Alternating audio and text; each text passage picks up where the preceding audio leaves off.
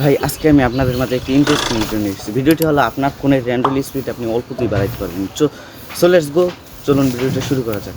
আসবেন স্ক্রিনে যাওয়ার সাথে সাথে উপরে আপনি সেটিং অপশন দেখতে পাবেন। সেটিং অপশনে ক্লিক করবেন। ক্লিক করার সাথে সাথে একটু স্ক্রল করার সাথে সাথে নিচে দেখতে পাবেন অ্যাবাউট ফোন, একবার ক্লিক করে দেবেন। নিচে দেখতে পাবেন সফটওয়্যার ইনফরমেশন, একটা ক্লিক করে দেবেন। তারপরে লেখা বিল্ড নাম্বার, এখানে 7টা ক্লিক করবেন, 1 2 3 4 5 6 7।